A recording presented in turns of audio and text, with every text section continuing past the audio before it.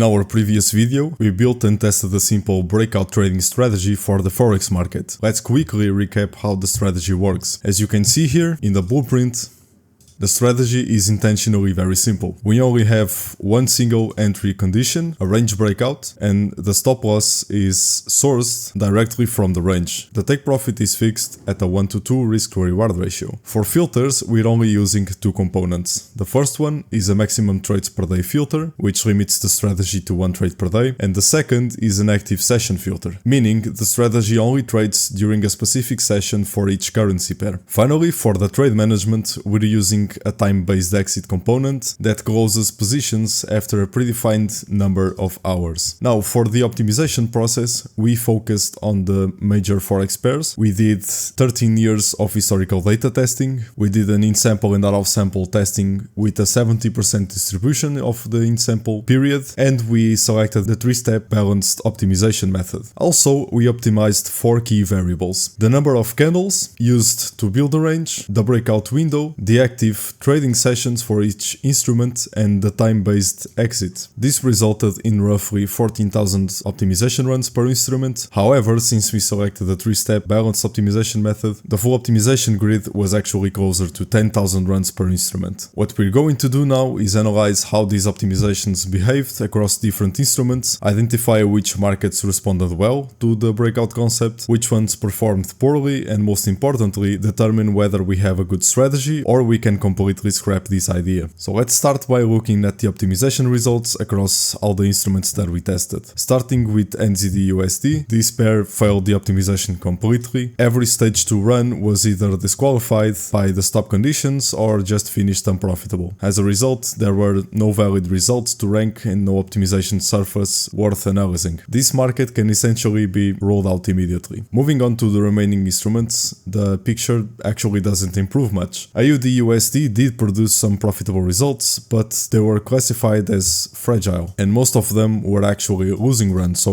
with a profit factor that was less than 1. The profitability overall was weak, the out-of-sample retention was poor, and there is no reason to spend much time analyzing this further. For the rest of the instruments, in terms of profitability, the USD-CAD, GBP-USD, and USD-CHF pairs were also pretty bad, honestly. None of them produced results that were remotely interesting from a systematic trading perspective. The profitability was extremely low, robustness was poor, and there is no reason to spend much time analyzing them further. That leaves us with two instruments, Euro-USD and USD-JPY. These were the only pairs that produced optimization results worth discussing. They were the only markets that showed any meaningful signs that this breakout concept might actually have some edge. Let's take a closer look at these two instruments. Starting with the Euro-USD pair, at first glance, this one looks better than most of the instruments we just reviewed, simply because it managed to produce some profitable optimization results. However, once we dig into the data, there are several warning signs. The first issue is that most of the profitable runs were classified as fragile. Profit factors generally fall between 1 and 1.4, which isn't particularly impressive considering these are optimized runs and results. When a strategy struggles to produce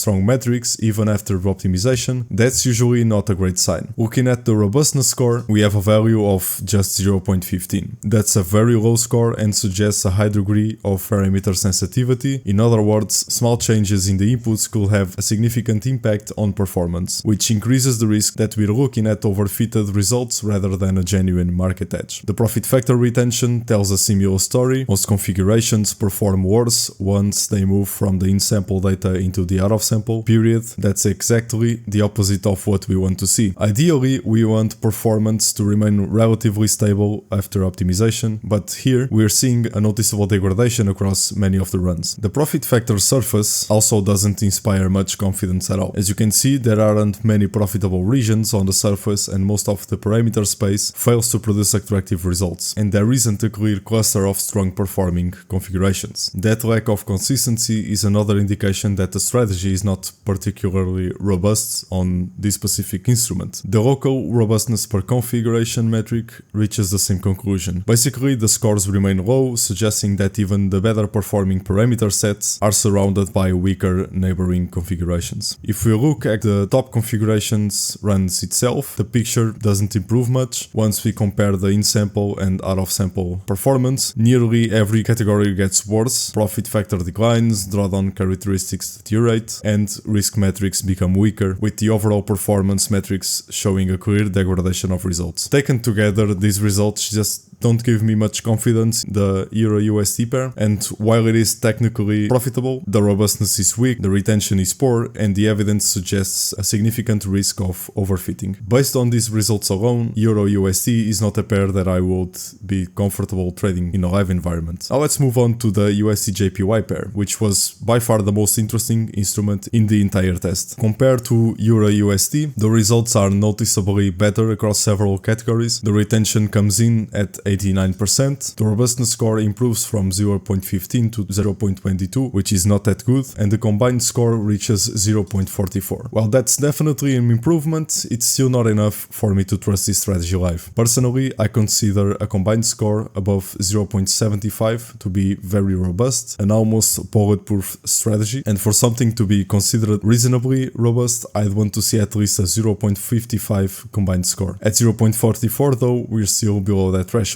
Now, looking at the optimization distribution, we run into another issue. Almost all of the profitable configurations fall into the fragile category, meaning they have profit factors between 1 and 1.4. That's not necessarily bad, but it does mean the edge is relatively small and leaves less room for execution costs, changing market conditions, and even future degradation that is naturally occurring. That said, the in-sample performance is still noticeably stronger than what we saw on other instruments. If we take a look at top-ranked runs, the results are actually fairly respectable. More importantly, when we compare the in-sample and out-of-sample performance, the degradation is relatively small. The out-of-sample metrics remain fairly close to the in-sample metrics, which is always a positive sign. Moving on to the robustness analysis. The overall robustness score of 0.22 still indicates a fairly high level of parameter sensitivity. So although this pair performs better than other instruments, there is still a meaningful risk that performance depends too heavily on specific parameter choices. The profit factor retention chart is probably one of the most encouraging parts of the analysis, because most of the top configurations manage to retain a large portion of their profit factor when moving to the out-of-sample period. There are a few outliers, but overall the retention is much stronger than what we observe on, for example, the Euro-USD pair. The profit factor surface also looks healthier. We can see more profitable regions across the parameter space, suggesting that the strategy has a broader area of acceptable performance. However, there is still a major issue. The best performing configuration is still largely isolated. We don't see a strong cluster of neighboring configurations producing similar strong results. Ideally, we'd like to find a plateau of profitability where multiple nearby parameter combinations perform well. Instead, the strongest result sits somewhat on its own, which reduces confidence that we found a truly robust solution. The local robustness per configuration analysis supports this conclusion. While some configurations performed reasonably well, the surrounding parameter space simply isn't strong enough to provide a high level of confidence. And looking at the top ranked runs, most of them do successfully pass the out-of-sample validation process when it comes to the profit factor retention, which is encouraging,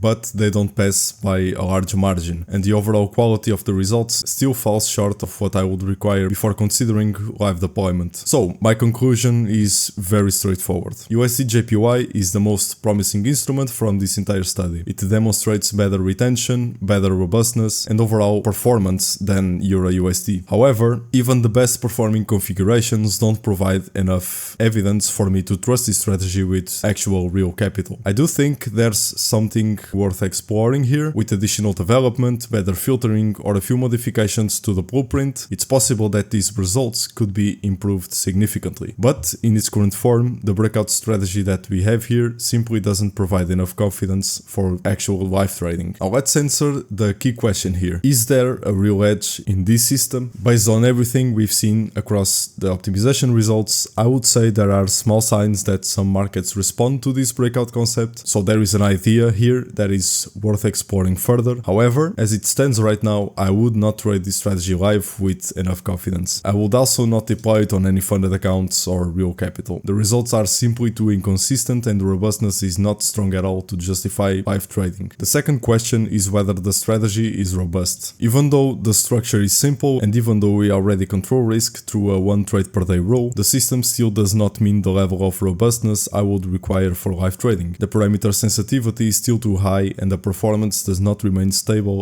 enough across different configurations and out of sample testing. So the next step is not to abandon the idea completely, but to iterate on it. The focus now should be on adjusting the framework to see if we can improve the quality of the results. That could mean refining the filters, replacing or improving some of the components, or rethinking parts of the entry logic so that it better captures market behavior. Once we have a better foundation, we can rerun the optimization process from a cleaner perspective. There is likely something here, but it needs refinement before it becomes anything even close to tradable. The final verdict is this is an interesting concept, but it's not, at least yet, a live trading strategy. We'll take what we learned here and use it to build a stronger version in the next iteration.